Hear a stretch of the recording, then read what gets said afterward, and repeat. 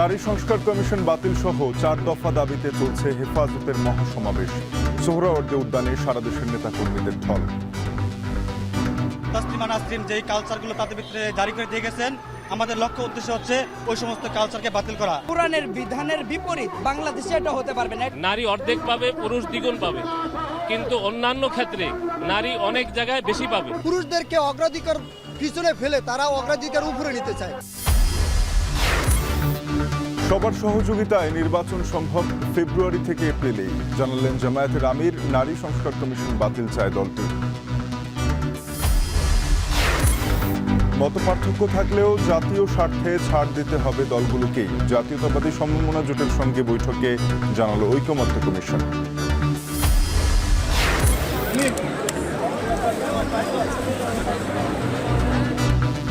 ভারতে গোয়ায় ধর্মীয় সমাবেশে পদদলিত হয়ে অন্তত 6 জনের মৃত্যু।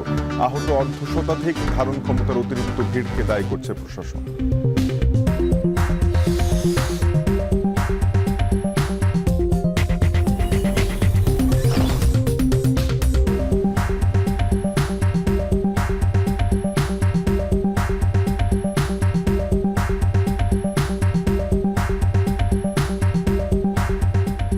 স্বাগত। এখন ঢাকায় পুরো আয়োজনে আপনাদের সাথে আছি আমি তানজিম শাফিন।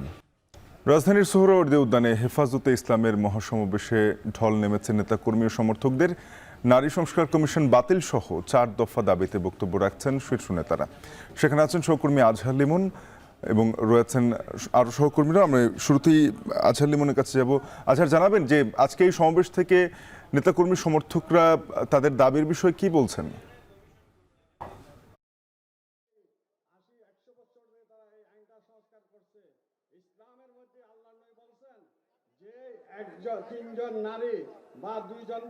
সকাল থেকেই তো আমরা কথাটি বলছিলাম যে বড় দাগে তাদের 4টি দাবি, এবং শুরুতেই যেটি দেখছি যে নারী সংস্কার কমিশন গেল মার্চে সরকারের কাছে, দুঃখিত যে গেল এপ্রিলে সরকারের কাছে গেল মাসে যে প্রতিবেদনগুলো জমা দিয়েছে, সেইখানে এমন কিছু প্রস্তাব আছে এখানে আগত মানুষের বিশ্বাসে বা তাদের অনুভূতিতে এক ধরনের আঘাত হেনেছে, এবং তারা বলছে যে এগুলো কুরআন সুন্নাহ বিরোধী, যেই কারণে তারা এই যে সংস্কার কমিশন এটিকেই তারা বাতিল চাইছে, এবং তারা বলছে যে এর মাধ্যমে একটা অযথা বিতর্ক তৈরি করা হয়েছে। এখানে কিন্তু নেতৃবৃন্দ বলছে যে সংস্কারের ব্যাপারে তাদের আপত্তি নেই, সরকার যে সংস্কার পদক্ষেপগুলো নিয়েছে তারা এই সরকারের সঙ্গে আছে, এবং তারা এও বলছে যে তাদের রক্তের বিনিময়ে এই সরকার গঠিত হয়েছে। কিন্তু এই নারী সংস্কার কমিশনে যারা এই সংস্কার কমিশনে যারা সদস্য হয়েছেন তাদের দৃষ্টিতে তারা পক্ষপাত দুষ্ট, এবং অধিকাংশই এই দেশের যে অধিকাংশ যে মানুষ যারা এই ধর্মীয় বিশ্বাসে বিশ্বাসী তাদের অনুভূতিকে তারা ধারণ করে না, যেই কারণে এমন কিছু কথা তারা বলেছে যেটি কোরআন এবং সুন্নাহর স্পষ্ট লঙ্ঘন, বিশেষ করে পারিবারিক আইন নিয়ে, যৌন কর্মীদের স্বীকৃতি নিয়ে, এই ধরনের বিষয়গুলো তারা এখানে আপত্তি করছে।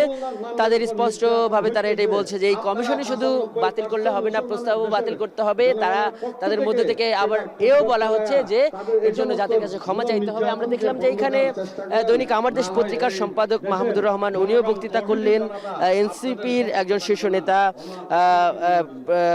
উনি প্রধান সংগঠক হাসনাত আব্দুল্লাহ উনিও এখানে বক্তব্য করলেন। তারাও এই বিষয়টিকে এভাবে দেখছেন যে এর মাধ্যমে মূলত একটা অযথা বিতর্ক তৈরি করা হয়েছে।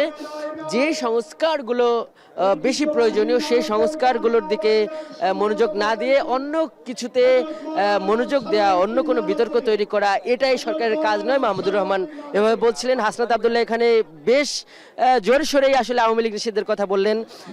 তার ভাষায় যে আওয়ামী লীগ নিষিদ্ধের চেয়ে বড় কোনো সংস্কার নেই, এবং তিনি এভাবেই বলছিলেন যে আওয়ামী লীগ নিষিদ্ধ করতে হবে, এখানে কোনো যদি কিংবা কিন্তু নেই। নেতৃবৃন্দ এখানে বক্তব্য দিচ্ছেন। দ্বিতীয়ত আমরা যেটা দেখছি যে দ্বিতীয় দাবি আছে যে সংবিধানের একটা সংশোধনের যে সুপারিশটা নিয়ে সংবিধানের মূলনীতিতে এই পঞ্চদশ সংশোধনী থেকে যে সর্বশক্তিমান আল্লাহর উপর আস্থা ও বিশ্বাস এটি বাদ দেওয়া হয়েছিল, যেটি পঞ্চম সংশোধনীতে অন্তর্ভুক্ত করা হয়েছিল 32 বছর পর, যেটি আওয়ামী লীগ সরকার বাদ দিয়েছে, সেটি আবার পুনর্বহালের তারা দাবি করছে। এবং এই সংস্কার কমিশনগুলো যে বহুত্ববাদ শব্দ যোগ করেছে, তারা বলছে যে এটি আল্লাহর একত্ববাদের বিপরীত, যে কারণে এটিকে বাদ দিতে হবে এবং সর্বশক্তিমান আল্লাহর উপর আস্থা ও বিশ্বাস এটি পুনর্বহাল করতে হবে এই সংবিধানে।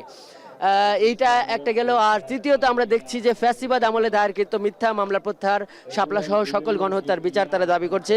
বিশেষ করে এই গেল 15 বছরে এই ধর্মীয় গোষ্ঠীর উপর, বিশেষ করে ইসলামপন্থীদের উপর আওয়ামী লীগ সরকারের যে জুলুম পীড়নের যে উল্লেখযোগ্য ঘটনাগুলো, এই 5 মে হেফাজতের যে শাপলা চত্বরের যে সমাবেশে তৎকালীন সরকারের যে হত্যাযজ্ঞ চালানোর বিষয়টি, সেখানে তারা বলছে যে একটা গণহত্যা হয়েছে এবং সেটির তারা বিচার দাবি করছে।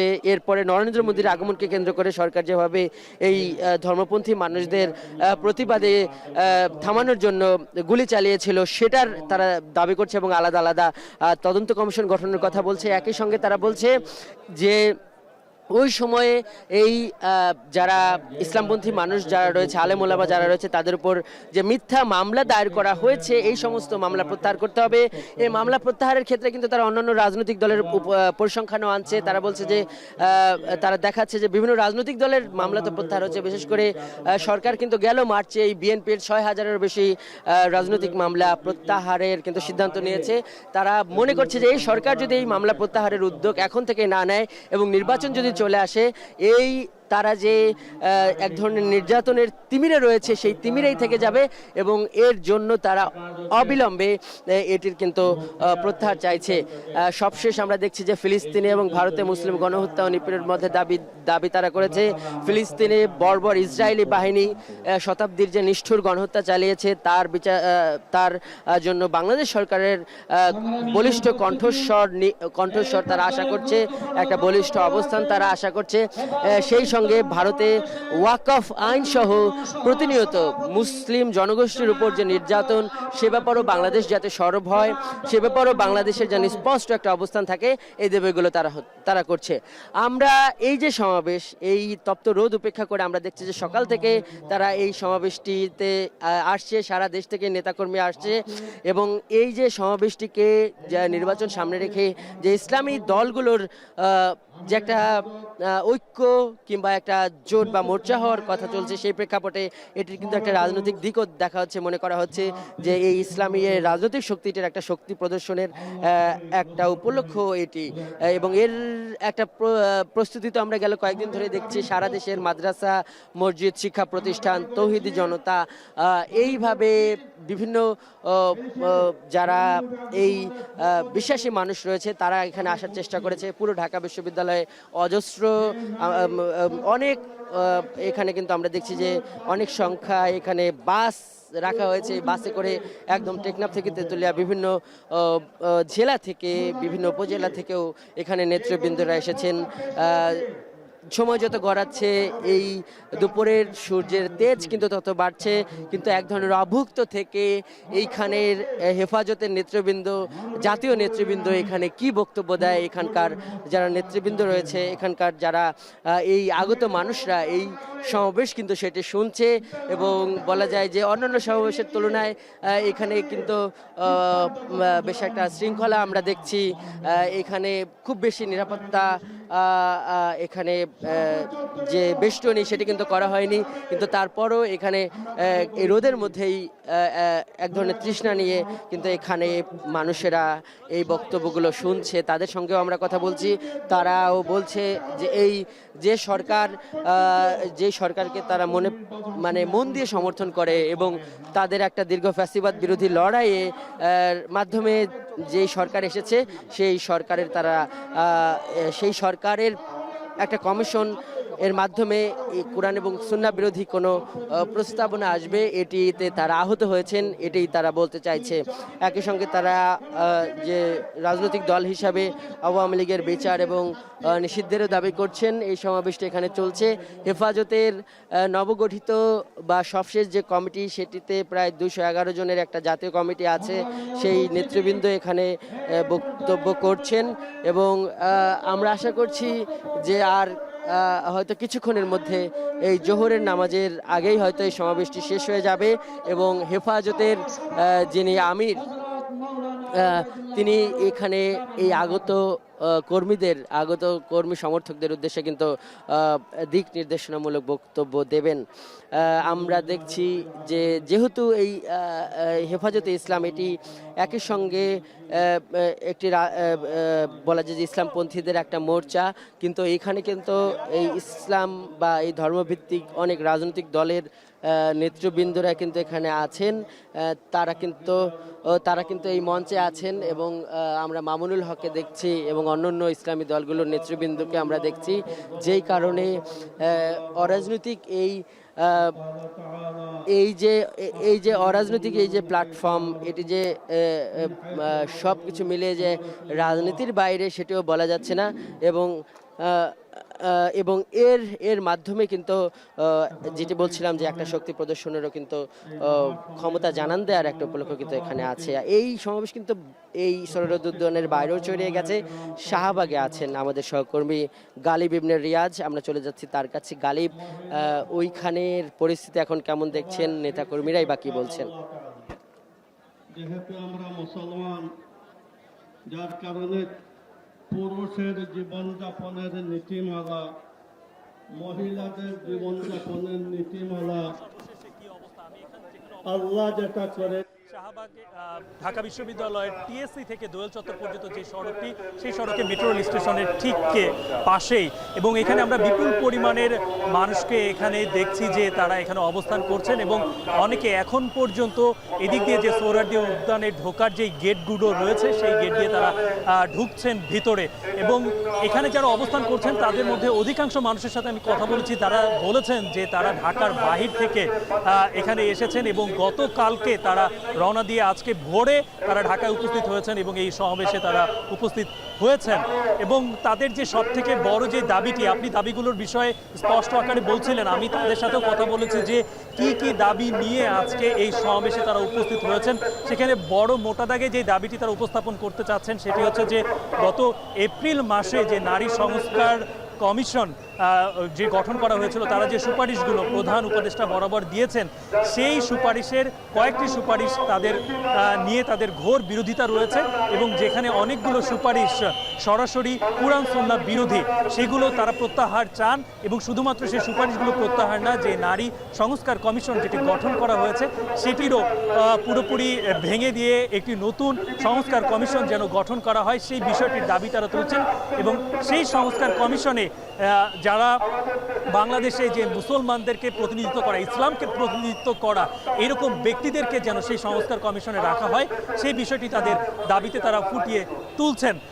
একটি বিষয় যদি আপনাকে আলাদা করে বলি লিমন, সেটি হচ্ছে যে এই জায়গাটায় যারা অবস্থান করছেন তারা অনেকেই যারা বের হয়ে আসছেন, এখানে কিন্তু আমরা দেখতে পেয়েছি যে বিভিন্ন জায়গা থেকে যাতে এই সমাবেশে আসা ব্যক্তিরা কোনো ধরনের পানি তৃষ্ণায় যেন না ভোগেন এবং তাদেরকে বিনামূল্যে খাবার এবং পানিও এখানে বিতরণ করা হচ্ছে, যে কারণে যারা ভেতরে একটু হয়তো ক্লান্ত হয়ে যাচ্ছেন তারাও বাইরে আসছেন এবং এই পানি পান করছেন কিংবা খাবার বিস্কিট এগুলো পান করছেন। এবং অনেকের হাতে আমরা দেখতে পেয়েছি যে এখানে পতাকা রয়েছে এবং মাথায় কিন্তু তারা ব্যান্ড পরে এসেছেন এবং যেখানে হেফাজতে ইসলাম কিংবা ইসলামের যে কালেমা সেটি তার রয়েছে। এছাড়াও যে অন্যান্য যে দাবিগুলো রয়েছে, বিশেষ করে এখানে চোখে পড়েছে আমার কাছে, সেটি হচ্ছে যে ফিলিস্তিনের পতাকা।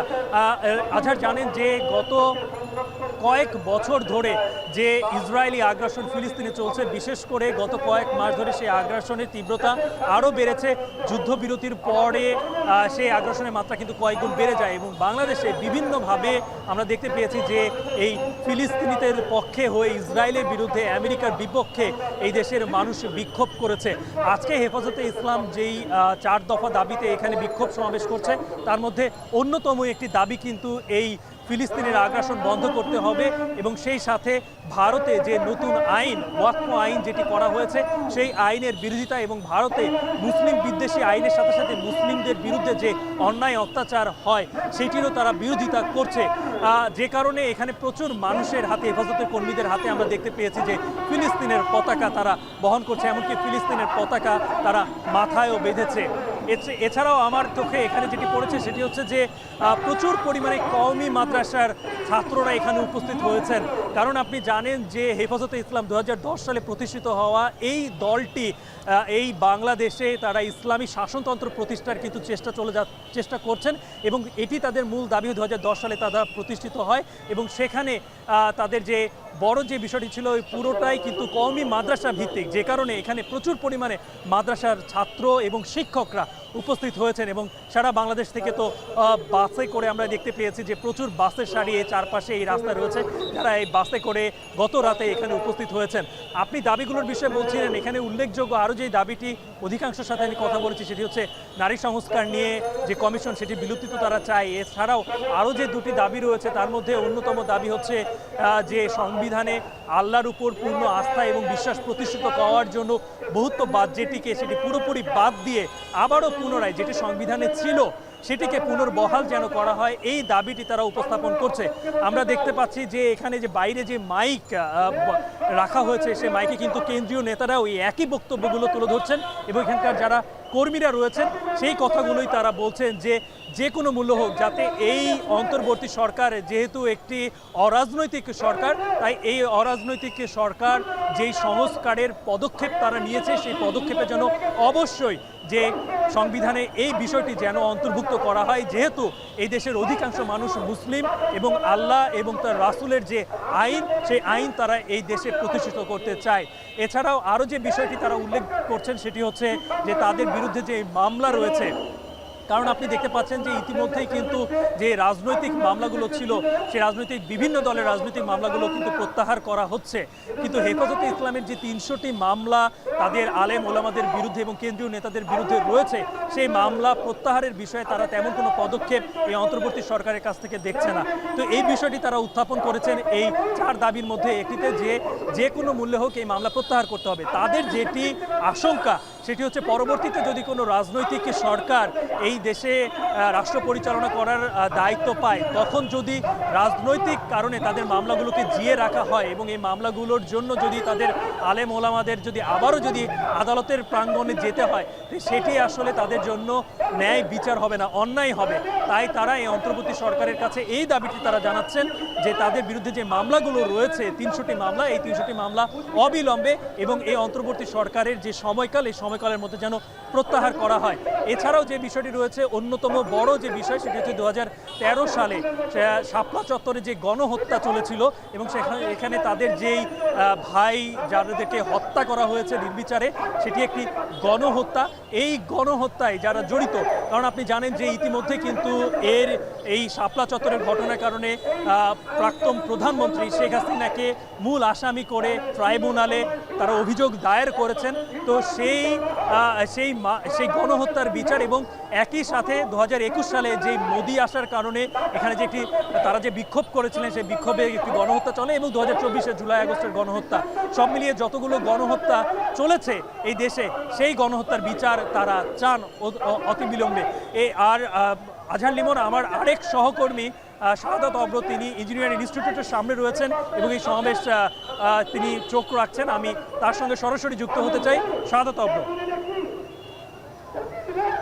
গালিব, ধন্যবাদ আপনাকে। আর এই মুহূর্তে কিন্তু আমি ঠিক ইঞ্জিনিয়ারিং ইনস্টিটিউটের যেই গেট, যেই প্রবেশদ্বার দিয়ে অনেক হাজার বলা চলে হাজার মানুষ ছুটছে এই সোহরাওয়ার্দী উদ্যানে, সেখানে কিন্তু আমি আছি এবং সকাল থেকেই ছিলাম সেখানে। কিন্তু সকাল 9টা থেকেই কিন্তু আমি দেখেছি কানায় পূর্ণ হয়ে গেছে পুরো সোহরাওয়ার্দী উদ্যান এবং এই যে এখন বাজে ঠিক 12টা 18, এই যে সময়ে এসেও কিন্তু হচ্ছে বলা চলে যে পুরো মাঠ জুড়ে কিন্তু এখন মানুষের জনসমুদ্রে পরিণত হয়েছে। এছাড়াও কিন্তু বলাই চলে যে এই যে পুরো সমাবেশকে কেন্দ্র করে কিন্তু ঢাকার সহ ঢাকার বাইরে থেকে মানুষ এসেছে। আমি ঢাকার বাইরে অনেকের সাথেই কথা বলেছি, বিশেষ করে ময়মনসিংহ থেকে শুরু করে ময়মনসিংহ, গফরগাঁও এবং ঠিক দক্ষিণাঞ্চলের পাশাপাশি উত্তরাঞ্চল থেকেও কিন্তু হচ্ছে মানুষ এসেছে এবং বলা চলে যে পুরো বাংলাদেশের যেই কওমি মাদ্রাসার শিক্ষার্থী, শিক্ষক এবং যারা কিনা হচ্ছে এই যে চার দাবির সাথে চার দাবি একাত্মতা পোষণ করেছে, তারা কিন্তু এখানে এসেছে। হেফাজতে ইসলাম বাংলাদেশ থেকে কিন্তু হচ্ছে গতকালকেই বলা হয়েছিল যারা তাদের এই চার দাবির সাথে সাধারণ মানুষ যারা অংশগ্রহণমূলক ভাবে আসতে চায় তারা কিন্তু আসতে পারে, এবং সাধারণ মানুষকে আসার জন্য কিন্তু আহ্বানও জানিয়েছিল হেফাজতে ইসলাম বাংলাদেশ। তাদের মূল দাবিগুলোর মধ্যে ছিল হচ্ছে আছে নারী বিষয়ক সংস্কার কমিশন এর প্রতিবেদন বাতিল করার জন্য দাবি করা হয়েছে, এবং তার সাথে সাথে কিন্তু বড় একটি দাবি হচ্ছে হেফাজতে ইসলামের দের বিরুদ্ধে যেই মামলা, সেই মামলাগুলো যেন হচ্ছে অতি দ্রুত নিরসন করা হয়। এবং তার পাশাপাশি আরও একটি দাবি হচ্ছে ভারতে এবং ফিলিস্তিনের যেই মুসলমানদের যেই বড় ধরনের নিপীড়ন চলছে তাদের উপর, সেটি বন্ধে সরকারকে হস্তক্ষেপ করার কথা কিন্তু তিনি বলছেন, এবং সংবিধানে সংস্কারে আনার কথাও কিন্তু এই যে এই 4 দফা দাবির মধ্যে আছে। আর এই যে এই পুরো অনুষ্ঠান, পুরো মহাসমাবেশ কিন্তু চলবে 1টা পর্যন্ত। এই ছিল আমার কাছে এখান থেকে সর্বশেষ। শাফিন।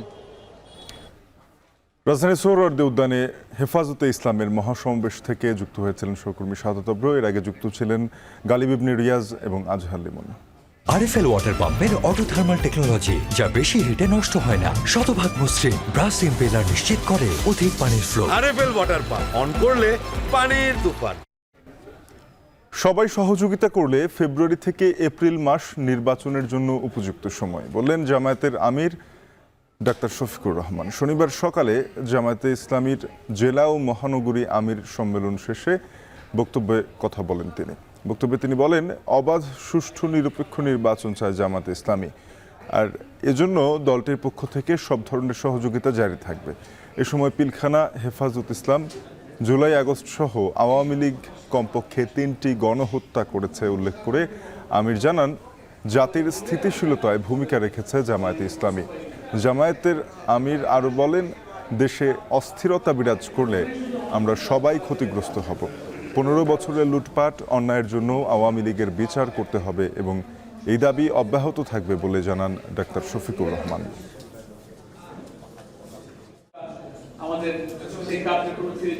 15.5 বছরের সময় জুড়ে যারা হত্যা, গণহত্যা, ধর্ষণ, খুন, লুণ্ঠন, অপহরণ করেছেন, জনগণের সম্পদ বিদেশে পাচার করেছেন, তাদেরও আমরা ন্যায্য বিচার দাবি করি।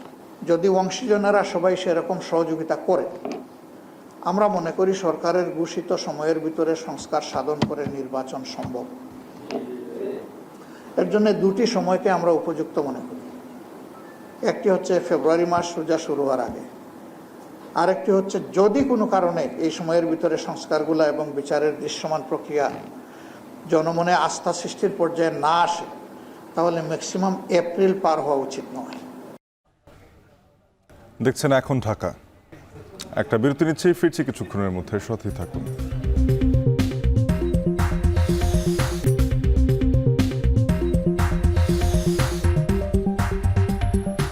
বিরতির পর আবারও স্বাগত, দেখছেন এখন ঢাকা। রাজধানীর সোহরাওয়ার্দী উদ্যানে হেফাজতে ইসলামের মহাসমাবেশ থেকে ঘোষণাপত্র পাঠ হচ্ছে, আমরা সরাসরি যুক্ত হব। মিথ্যা ও বানোয়াট সকল মামলাগুলো অতি সত্বর প্রত্যাহার বা নিষ্পত্তি করতে হবে গণ অভ্যুত্থানের সরকারকে। সেই সাথে জঙ্গি নাটক বা জঙ্গি কার্ড খেলে বাংলাদেশের ইসলামপন্থী ও আলেম ওলামার উপর যারা গত 15 বছর নির্যাতন ও গুম খুন চালিয়েছে, তাদের দৃষ্টান্তমূলক বিচার নিশ্চিত করতে হবে। 8 গাজার মুসলমানদের উপর অবৈধ রাষ্ট্র ইসরায়েলের চলমান গণহত্যা ও ভারতে সংখ্যালঘু মুসলিম নির্যাতনের বিরুদ্ধে আমাদের গণ অভ্যুত্থানের সরকারকে কূটনৈতিকভাবে আরো উচ্চ কণ্ঠ হতে হবে এবং দেশের সর্বস্তরের জনতাকে ইসরায়েলি ও ভারতীয় পণ্য বয়কট করতে হবে। 9 এদেশ 90% মুসলমানের দেশ, অতএব শিক্ষার প্রাইমারি লেভেল থেকে সর্বোচ্চ পর্যায় পর্যন্ত সর্বস্তরে ইসলামী শিক্ষাকে বাধ্যতামূলক করতে হবে। 10, রাখাইনকে মানবিক করিডোর প্রদানে সরকারের সম্মত হওয়া সম্পূর্ণরূপে আত্মঘাতী সিদ্ধান্ত। আমাদের ভৌগোলিক নিরাপত্তার স্বার্থে এই অদূরদর্শী সিদ্ধান্ত থেকে সরকারকে অবশ্যই অনতিবিলম্বে ফিরে আসতে হবে। 11, চট্টগ্রামের পার্বত্য অঞ্চলে ভিন দেশি মিশনারিদের অপতৎপরতা ও দৌরাত্ম্য বন্ধ করতে সরকারকে উদ্যোগ দিতে হবে। বাংলাদেশের ভৌগোলিক অখণ্ডতা রক্ষায়, সেখানে নিরাপত্তা সংকট কমাতে আলেম সমাজের দাওয়াতি কার্যক্রমকে আরো নিরাপদ এবং সুযোগ করে দিতে হবে। সেখানে সামরিক নিরাপত্তা ব্যবস্থা আরো বৃদ্ধি করা ছাড়াও পাহাড়ি বাঙালি ও নৃতাত্ত্বিক জনগোষ্ঠীর মধ্যে সামাজিক ও রাজনৈতিক সমঝোতা ও স্থিতি নির্মাণে রাষ্ট্রীয় তৎপরতা আরো বাড়াতে হবে। 12, কাদিয়ানীদের রাষ্ট্রীয়ভাবে অমুসলিম ঘোষণা করতে হবে এবং সাধারণ মুসলমানদের ঈমান আকীদা রক্ষার্থে এ দাবি রক্ষার্থে এদের অপতৎপরতা বন্ধ করতে হবে। আমরা আজকের এই মহাসমাবেশ থেকে হেফাজতে ইসলামের পক্ষ থেকে এই 12 দফা ঘোষণাপত্র আমি আপনাদের সামনে পেশ করলাম। আমরা সবাই এই ঘোষণাপত্রের সাথে একমত আছি তো? এই ঘোষণাপত্রের বিষয়গুলা বাস্তবায়নে আগামী দিনে হেফাজতে ইসলাম যে কোনো কর্মসূচি দিবে, সেই কর্মসূচি বাস্তবায়নে আমরা ইনশাআল্লাহ সোচ্চার থাকবো। আল্লাহ তাআলা আমাদেরকে তৌফিক দান করুন। সংগ্রামী তাওহীদি জনতা, এ পর্যায়ে নীতি নির্ধারণী বক্তব্য রাখবেন। সরাসরি যুক্ত হয়েছিলাম রাজধানীর সোহরাওয়ার্দী উদ্যানে হেফাজতে ইসলামের মহাসমাবেশে। সবচেয়ে মজবুত আরএফএল ল্যাডার, যা 6061 গ্রেড অ্যালুমিনিয়ামে তৈরি। শক্তিশালী এমএস ক্রসবার নিশ্চিত করে সর্বোচ্চ নিরাপত্তা। RFL ladder. মতপার্থক্য থাকলেও জাতীয় স্বার্থে ছাড় দিতে হবে রাজনৈতিক দলগুলোকেই। জাতীয়তাবাদী সমমনা জোটের সঙ্গে বৈঠকে এ কথা জানান ঐকমত্য কমিশনের সহসভাপতি ডক্টর আলী রিয়াজ। তিনি বলেন, নির্ধারিত সময়ের মধ্যেই জাতীয় সনদ তৈরির কাজ চলছে। এ সময় জাতীয়তাবাদী সমমনা জোটের সমন্বয়ক ও পিপলস পার্টির চেয়ারম্যান ফরিদুজ্জামান ফরহাদ জানান, সংস্কার প্রস্তাবের 112টিতে তারা একমত, বাকি 26টিতে একমত নন। তবে দুর্নীতি দমন কমিশনের সব প্রস্তাবে একমত বলেও জানান তারা। সকালে সংসদ ভবনের এলডি হলে জাতীয় ঐকমত্য কমিশনের সাথে জাতীয়তাবাদী সমমনা জোটের বৈঠকের পর বিকেলে 12 দলীয় জোটের সঙ্গে বৈঠক করবে ঐকমত্য কমিশন।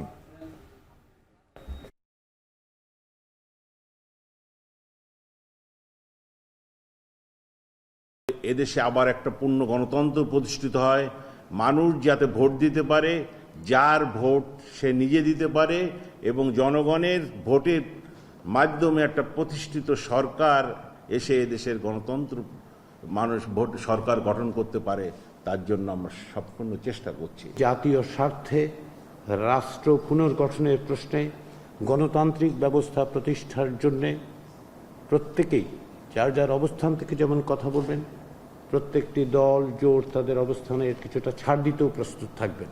সুনির্দিষ্ট এই 6 মাসের মধ্যেই আমরা চাই যেন আমরা একটি জাতীয় সনদ তৈরি করতে পারি। দেখছেন এখন ঢাকা।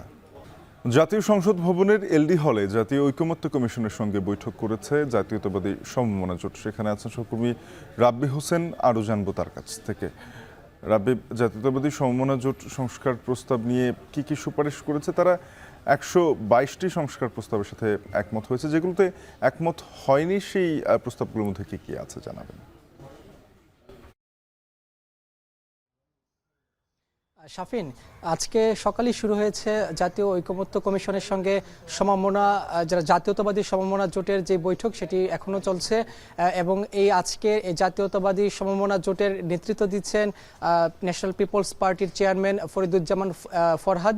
তিনি মূলত বৈঠক শুরুর আগে আমাদেরকে বলেছেন যে তাদের যেই জোটগুলো রয়েছে সমমনা জোট, তারা আসলে এই যে নির্বাচন থেকে শুরু করে নির্বাচন তারা আসলে মূলত দ্রুত চান, এই কথাগুলো বলেছেন যে অন্তর্বর্তী সরকারের আমলে দ্রুত যাতে একটি সুষ্ঠু এবং গ্রহণযোগ্য নির্বাচন দিতে পারেন এবং সেটি যাতে দৃষ্টান্ত স্থাপন হয়, এই বিষয়গুলো তারা তুলে ধরেছেন। এবং তারা বলেছেন যে দুর্নীতি দমন কমিশনের যে প্রস্তাবনাগুলো এসেছে সংস্কারের, সেটিতে তারা একমত রয়েছে এবং তারা 26টি সংস্কার প্রস্তাবে তারা একমত নন এবং 28টি সংস্কার প্রস্তাবে তারা আংশিকভাবে একমত রয়েছেন এবং 112টি প্রস্তাবনায় তারা একমত রয়েছেন বলে এই কথাগুলো তারা বলেছেন। এবং তারা আরেকটি কথা বলেছেন যে একটি অনির্বাচিত সরকার এত সময় দীর্ঘ সময় থাকলে বিভিন্ন সমস্যার সৃষ্টি হতে পারে, এই কথাগুলো তারা এই আজকের এই বৈঠকে তুলে ধরছেন। এবং এখানে এই যে ঐকমত্য কমিশনের যে সহসভাপতি ডক্টর আলী রিয়াজ, তিনিও বলেছেন যে এই যে জাতীয় ঐক্য তৈরির ক্ষেত্রে রাজনৈতিক দলগুলো যে সবসময় একমত হবে এই বিষয়টি নয়, তারা দ্বিমত থাকতে পারেন। তারপরও যেহেতু গণঅভ্যুত্থান হয়েছে, বাংলাদেশে একটি নতুন রাষ্ট্র বিনির্মাণে কাজ করছে বাংলাদেশের সকল রাজনৈতিক দলগুলো, সেক্ষেত্রে যারা রাজনৈতিক দলগুলো রয়েছেন তারা যাতে কিছু কিছু ছাড় দেওয়ারও তিনি প্রত্যাশা করছেন এবং প্রস্তাব তুলে ধরেছেন এবং দ্রুত সময়ের মধ্যে নির্ধারিত সময়ের মধ্যে একটি জাতীয় সনদ তৈরি করে একটি নির্বাচনের ব্যবস্থা করা হবে, এই কথাগুলো তারা তুলে ধরছেন এবং বলছেন। তবে তাদের যে প্রস্তাবনাগুলো রয়েছে তারা মূলত সবচেয়ে বেশি এখানে জোর দিয়েছেন যে দ্রুত নির্বাচন যাতে করা হয়, সুষ্ঠুভাবে নির্বাচন করা হয় এবং জাতীয় সনদ তৈরি করে যে সংস্কারগুলো করা প্রয়োজন দ্রুত সময়ের মধ্যে করা, যেই সংস্কারগুলো দ্রুত সময় করা যাবে সেগুলো যাতে আগে শেষ করা হয় এবং যেটি কম দ্রুত সময়ের মধ্যে করা যাবে সেটি যাতে ধাপে ধাপে করা হয়, এই বিষয়গুলো তুলে ধরছেন। এই কথাগুলো তারা তুলে ধরছেন। যদিও এখন পর্যন্ত এই আজকের যে বৈঠকটি হচ্ছে জাতীয়তাবাদী সমমনা জোটের সঙ্গে সেটি এখনো শেষ হয়নি। শেষ হওয়ার পর তারা আরও আনুষ্ঠানিকভাবে কথা বলবেন সাংবাদিকদের সঙ্গে, তখন আরও বিস্তারিত জানা সম্ভব হবে যে কোন কোন প্রস্তাবের সঙ্গে তারা একমত হয়েছেন এবং কোন কোন প্রস্তাবে তারা দ্বিমত পোষণ করেছেন, এই বিষয়গুলো তারা আরও বিস্তারিত আমাদের কাছে তুলে ধরবেন। এই ছিল আমার কাছে সবশেষ খবর। জাতীয় সংসদ ভবন থেকে যুক্ত হয়েছিলেন সহকর্মী রাব্বি হোসেন। এখন ঢাকায় আরও একটা বিরতি নিচ্ছি, ফিরব একটু পর।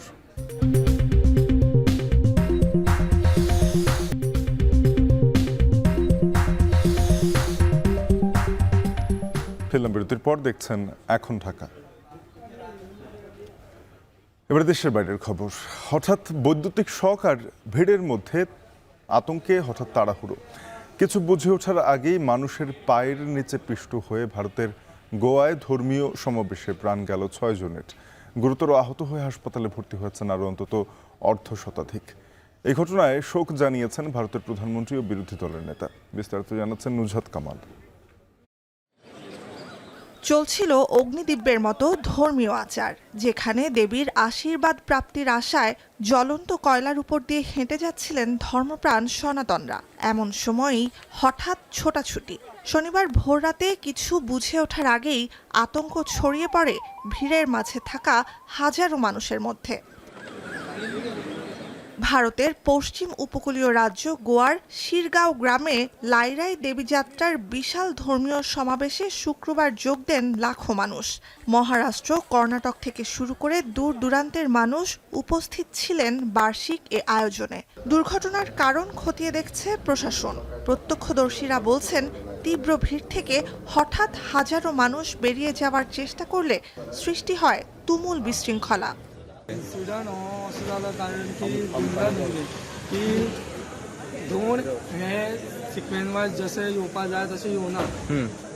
পুলিশ অবশ্য বলছে ঘটনাস্থলে 1000-এর বেশি নিরাপত্তা সদস্য মোতায়েন করা ছিল।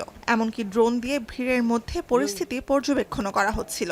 তাই দুর্ঘটনার পর দ্রুতই ঘটনাস্থলে পৌঁছে উদ্ধার কাজ শুরু করে পুলিশ ও জরুরি সেবাদান কর্মীরা। হতাহত অর্ধশতাধিক মানুষকে পাঠানো হয় নিকটস্থ হাসপাতালে। দুর্ঘটনার পর গোয়ার মুখ্যমন্ত্রী প্রমোদ সাওয়ান্ত হাসপাতাল পরিদর্শন এবং ভুক্তভোগীদের সাথে সাক্ষাৎ করেছেন। আজ सुबह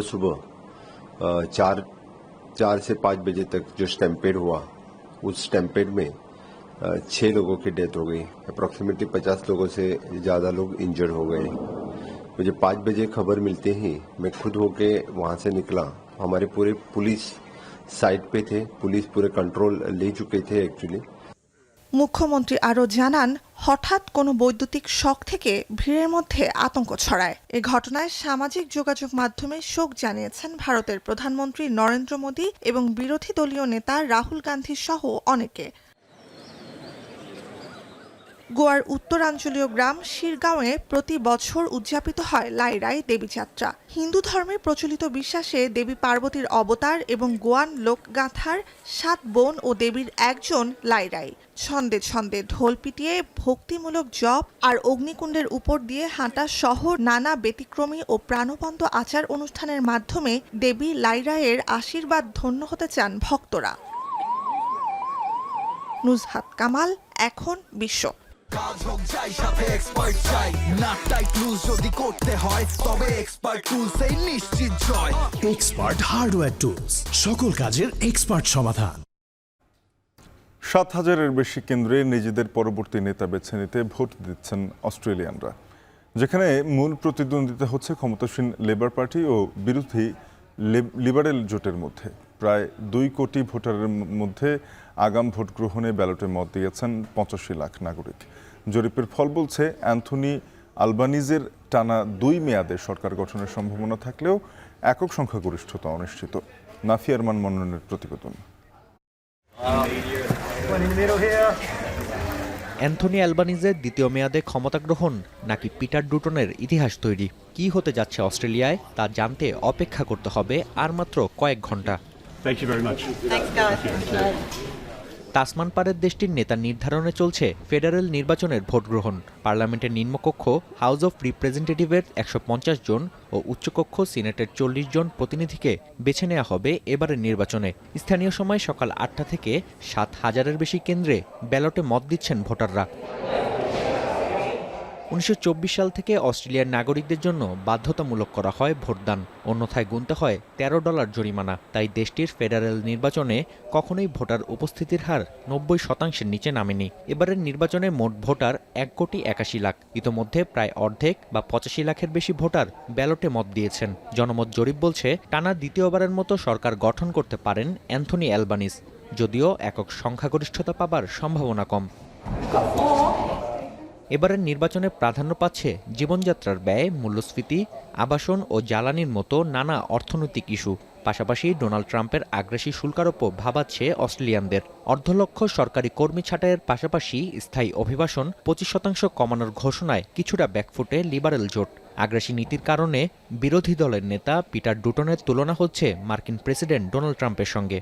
Trying to tell me that he wants to bring the prices of eggs down when he looks like an egg. I feel like the cost of living and also childcare, because that's a key issue. I find there needs to be more teachers. অস্ট্রেলিয়ায় 3টি time zone থাকায় ভিন্ন ভিন্ন সময়ে শেষ হবে vote গ্রহণ। এরপরই শুরু হবে ভোট গণনা প্রক্রিয়া। অতীত ইতিহাস বলছে নির্বাচনের রাতেই ঘোষণা করা হয় ফলাফল। নাফিয়া আরমান মনন, এখন বিশ্ব। দেখছেন এখন ঢাকা। 5 মে থেকে বন্ধ হচ্ছে জনপ্রিয় ইন্টারনেট কলিং প্ল্যাটফর্ম স্কাইপ। নিজস্ব প্ল্যাটফর্ম টিমসকে মূল যোগাযোগ মাধ্যম হিসেবে সামনে আনার পরিকল্পনা থেকে এমন সিদ্ধান্ত নিয়েছে মাইক্রোসফট। আগামী 3 মাসের মধ্যে ধাপে ধাপে স্কাইপ ব্যবহারকারীদের টিমসে স্থানান্তর করা হবে। ইতিমধ্যে নতুন মাইক্রোসফট ব্যবহারকারীদের জন্য স্কাইপ ক্রেডিট ও কলিং সাবস্ক্রিপশন সেবা বন্ধ করে দেওয়া হয়েছে। গেল 2 দশক ধরে বিশ্বব্যাপী সেবা দিয়ে আসছে স্কাইপ।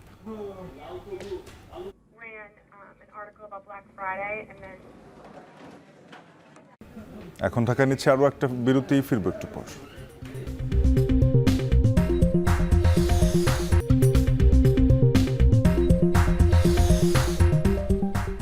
বিরতির পর ফিরলাম, দেখছেন এখন ঢাকা। এবারে খেলার খবর। 2015 থেকে 29 চক্রে 16তম দেশ হিসেবে আইসিসি নারী ক্রিকেটের ওয়ানডে স্ট্যাটাস পেল সংযুক্ত আরব আমিরাত। মূলত পারফরমেন্সের ভিত্তিতে এই স্ট্যাটাস পেল আরব আমিরাত। নারী ক্রিকেটে ওয়ানডে মর্যাদা পাওয়া 5টি সহযোগী দেশ হচ্ছে Thailand, Scotland, Papua New Guinea, Netherlands ও আরব আমিরাত। নারী বিশ্বকাপের বাছাইয়ে উত্তীর্ণ হওয়া 11 ও 12তম দল হিসেবে ওয়ানডে মর্যাদা ধরে রেখেছে তারা। আর 13 ও 15তম নম্বরে থাকা পাপুয়া নিউগিনি ও নেদারল্যান্ডস এই মর্যাদা পেয়েছে তাদের টি-20 র্যাঙ্কিংয়ের ভিত্তিতে। সাধারণত ওয়ানডে স্ট্যাটাস পেতে ন্যূনতম 8টি ম্যাচ খেলার পাশাপাশি র্যাঙ্কিংয়েও উন্নতি করতে হয়।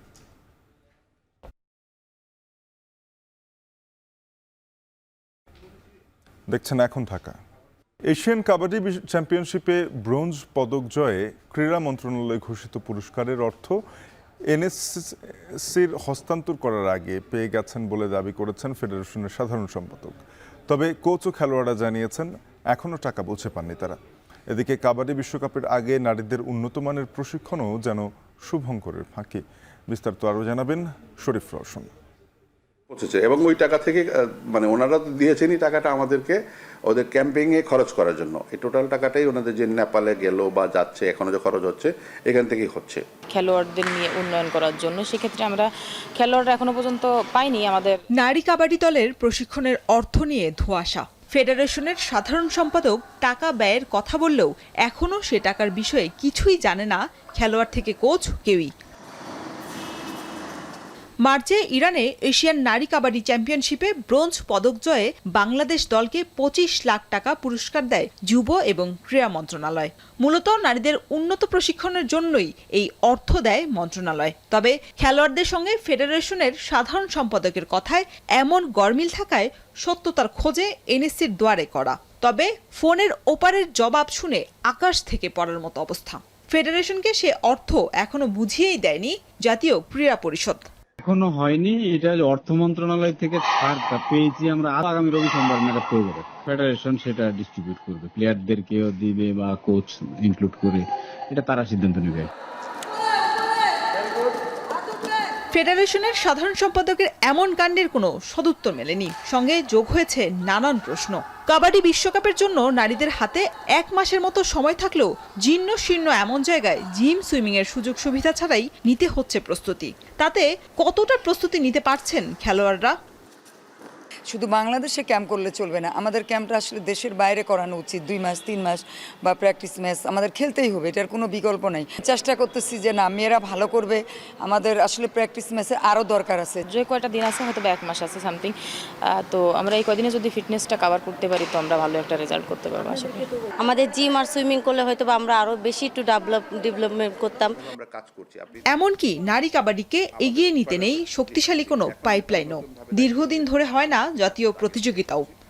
যে আপনি যদি হান্টিংয়ে পাইপলাইনে প্লেয়ার না রাখতে পারেন, স্ট্রাকচারাল যদি আপনি ধরে না রাখতে পারেন, তাহলে কাবাডি কিন্তু আর আপনি একটা পর্যায়ে খুঁজে পাবেন না। তো সেক্ষেত্রে আপনাকে স্কুল, যুব, আন্ডার 21, ন্যাশনাল, এভাবে আপনাকে নার্সিং করতে হবে। ওই প্ল্যান আমরা করছি, সিলেকশন করছি এবং ওইভাবে আমরা কাজ করছি। ন্যাশনাল আমার ডেট দিতে চাচ্ছি, সেক্ষেত্রে আমার কিছু অলিম্পিকের গাইডলাইন আছে, ওনারাও বাংলাদেশ গেমস করবেন।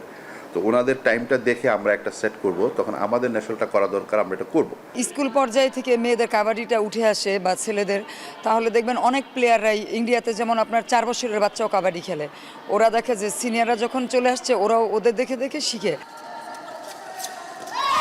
এমন যদি হয় অ্যাডহক কমিটির হাল, তবে প্রত্যাশার কতটুকু পূরণ হবে সেই প্রশ্ন কাবাডি সংশ্লিষ্টদের মনে। শরীফ রওশন, এখন ঢাকা। শেষ করবো এখন ঢাকা, যাবার আগে শিরোনামগুলো আরেকবার।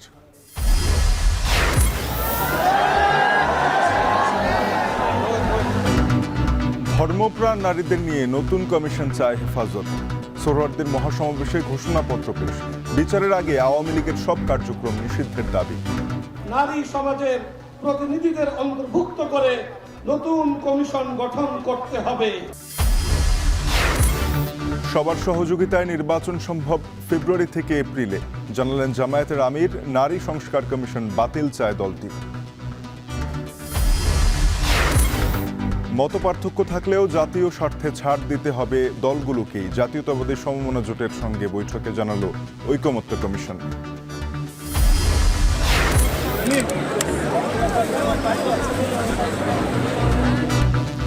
ভারতের গোয়ায় ধর্মীয় সমাবেশে পদদলিত হয়ে অন্তত 6 জনের মৃত্যু। আহত অর্ধশতাধিক। ধারণ ক্ষমতার অতিরিক্ত ভিড়কে দায়ী করছে প্রশাসন। এই ছিল এখন ঢাকা। এখন টেলিভিশনের ওয়েবসাইট দেখতে ভিজিট করুন www.ekon.tv। যুক্ত থাকুন ফেসবুকে facebook.com/tv.ekon এবং ইউটিউবে দেখতে youtube.com/c/ekontv।